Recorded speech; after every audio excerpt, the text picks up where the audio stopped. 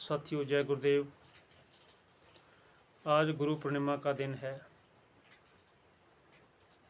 भारत देश के अंदर हमेशा ही सदियों से, युगों से ये परंपरा चलती आई है कि इस देश का हर एक नागरिक गुरुओं को परमेश्वर का स्वरूप समझता है। वो अपने अपने गुरुओं से व्यक्ति आशीर्वाद लेता है, क्योंकि युगों से, सदियों से गुरुओं की परंपरा चलती आई है। इस देश के अंदर जितने भी बड़े बड़े अवतार हुए हैं, उन्होंने गुरुओं की बात को माना है, क्योंकि ये देश भक्ति का देश है।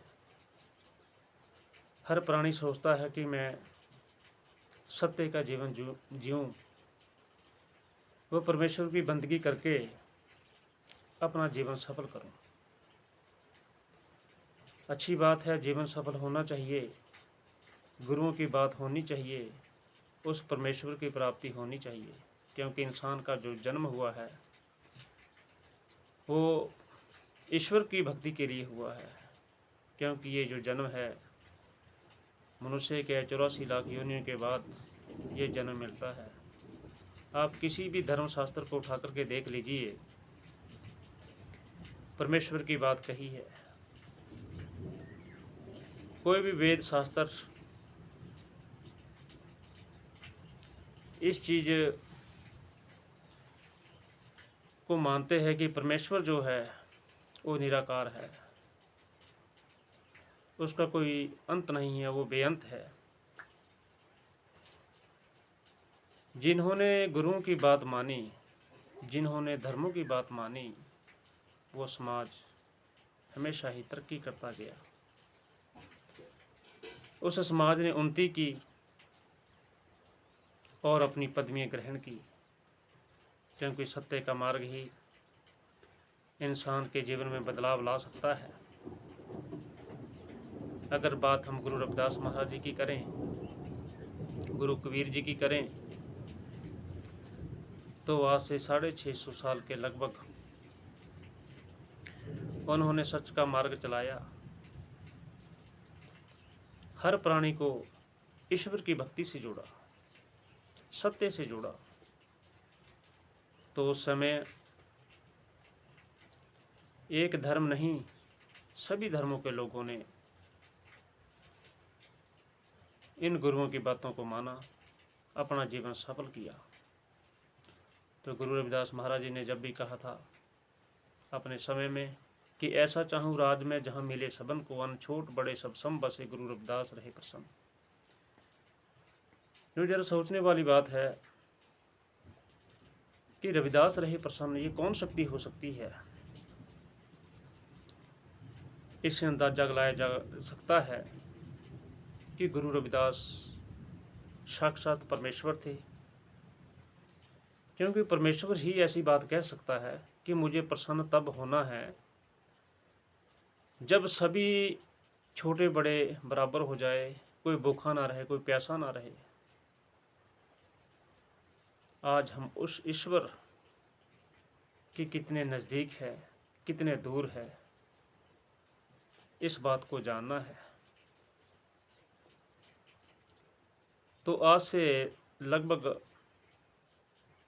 123 वर्ष पहले सतगुरु स्वामी सरदास महाराज इस धरती के ऊपर आए, जिन्होंने सत्य का ग्रंथ लिख दिया, 700 संतों की वाणी लिख दी, और उस ग्रंथ का नाम दिया श्री गुरुवाद प्रकाश महाराज। जरा सोचने वाली बात है कि स्वामी सरदास महाराज 700 संतों की वाणी लिखने वाले ऐसे महापुरुष, जिनकी दिव्य ज्योति खुली थी और इस संसार में आकर के उन्होंने ग्रंथ पंथ की रचना की। तो हम लोगों को भी इस बात को समझना चाहिए कि इस देश के अंदर जितने भी गुरु महात्मा आए हैं, उन्होंने अपने धर्म ग्रंथों की महिमा गा करके गुरुओं की पदवी प्राप्त की है और अपने धर्म ग्रंथों के पदवी प्राप्त करके सत्य के मार्ग पर चल करके अपना जीवन सफल किया। उन्होंने समाज का जीवन सफल किया और उन्होंने एक बदलाव पैदा करके अपने धर्मों को मजबूत करने की बात की और उन्होंने अपने धर्म को श्रेष्ठ माना। परंतु श्री गुरुवाद प्रकाश महाराज जो कहता है, जो उसकी वाणी कहती है, अगर हम उस वाणी को पढ़ेंगे तो हमें सच का आभास हो जाएगा। स्वामी सरदास महाराज ने 700 संतों की वाणी लिख करके एक संपूर्ण मानवता को सत्य का संदेश दिया है। अब इसको संदेश को पहुंचाने के लिए जो सतगुरु रविदास महाराज जी की कौम है, जो सतगुरु रविदास महाराज को अपना परमेश्वर मानते हैं, जो अपना जीवन उनकी बताई हुई बातों के ऊपर निर्भर रखते हैं, जो अपना जीवन उनको समर्पित करना चाहते हैं, उन महापुरुषों का भी इस वाणी को आगे पहुंचाने के लिए प्रयास होना चाहिए। क्योंकि श्री गुरुवाद प्रकाश महाराज एक कौम ही नहीं बल्कि पूरे राष्ट्र के लिए, पूरे विश्व के लिए ये वाणी का संदेश है। इस वाणी के माध्यम से मजबूत राष्ट्र की स्थापना हो सकती है। इसके ऊपर ध्यान देने की बात है, चिंतन करने की बात है, भक्ति भाव को मजबूत करने की बात है और सत्य को जानने की बात है। इस देश के अंदर बड़े बड़े महात्मा ऋषि मुनि जिन्होंने अपना जीवन सत्य के लिए समर्पित किया, वह उस ईश्वर की भक्ति प्राप्त करके हर प्राणी को मानवता का संदेश दिया। उन्होंने किसी भी व्यक्ति से किसी प्रकार का कोई भेदभाव नहीं रखा। तो इसलिए अगर हम परमेश्वर को पाना चाहते हैं, अगर हम पूर्ण गुरु की शरण में जाना चाहते हैं, तो हमारे दिल में किसी प्रकार का द्वेष भावना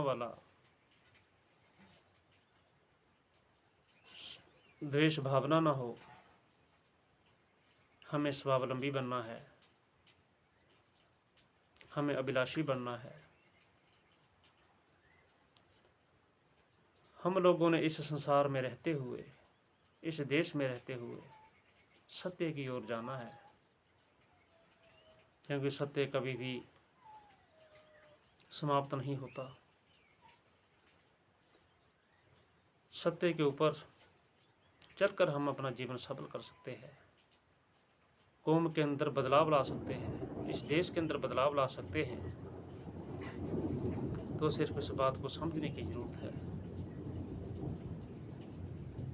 कि जो हमें ये बातें श्री गुरुवाद प्रकाश महाराज में जो वाणी लिखी गई है, उसको ध्यान में रखने की जरूरत है। और जो पूर्ण संत इस संसार के अंदर है, जिनके लिए हर इंसान, हर प्राणी बराबर है, उनकी शरण में जाने की जरूरत है। अगर हम सच्चे संतों की शरण में जाएंगे तभी हम अपना जीवन सफल कर सकते हैं, अन्यथा बड़ा मुश्किल है। तो सच्चे संत जो है, उनको किसी की डिग्रियों की ज़रूरत नहीं होती। उनकी अपनी अलौकिक दृष्टि होती है, उनकी आंतरिक जो है भक्ति, वो ही जीवन में बदलाव ला सकती है। क्योंकि हर इंसान गुरु ऐसे ही नहीं बन जाता। गुरु उस परमेश्वर के बनाए हुए शरीर है। अगर परमेश्वर चाहे तभी किसी को गुरु बना करके इस संसार में भेज सकता है। तो असली और नकली गुरु को पहचानने की जरूरत है।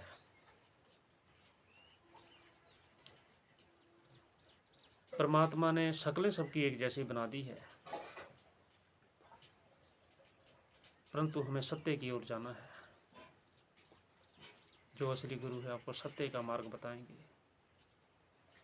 आपको भटकन से दूर करेंगे।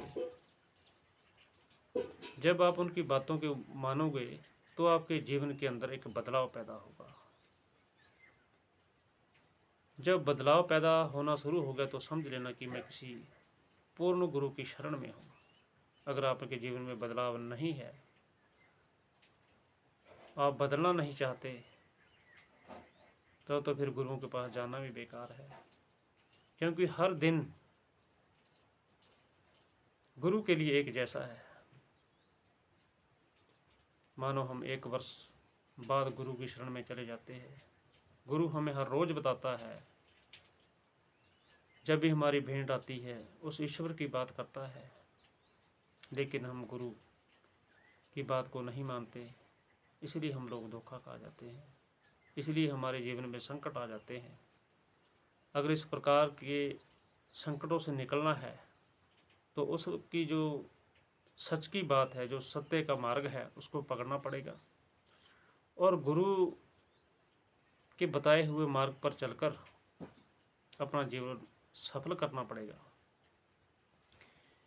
क्योंकि पूर्ण संतों की शरण में जाने से ही हमारा कल्याण हो सकता है।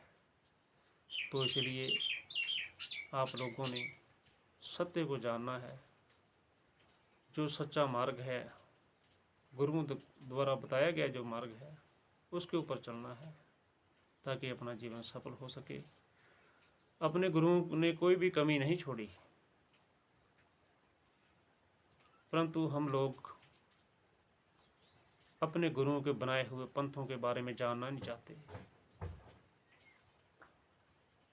हम लोग उस रास्ते पे चलना ही नहीं चाहते, तो इसलिए हमारा जीवन सुखी हो ही नहीं सकता। आप देखते हैं कि मानो आपने कुछ ठेके के ऊपर ज़मीन ले ली, उस ज़मीन पे आप सारी उम्र मेहनत करते जाओ, परंतु आपकी थोड़ा भी हो जाएगी। वो जिस मालिक की है उसी की है। मालिकाना हक तो परमात्मा देगा, परमेश्वर देगा, गुरु देगा या बाप देगा, भाई जिसकी औलादें हैं।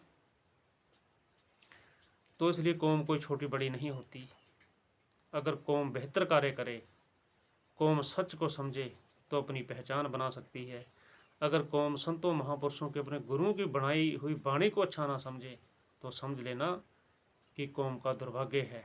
उस वाणी का मजाक अगर उड़ाए तो समझ लेना इस कौम का भला हो ही नहीं सकता। इसलिए आप लोगों से विनम्र निवेदन है कि आप अपने गुरुओं की बात को माने, आप सत्य की बात को माने। तो ज़्यादा ना कहता हूँ, अगर मेरे से कोई गलती हुई हो तो मैं क्षमा का याचक को मुझे माफ़ करना। इसलिए सत्य की बात करना, अपने गुरुओं की बात करना, अपने पीरों की बात करना, ताकि जो है आप अपना जीवन सफल कर सकें। आप सभी को जय गुरुदेव।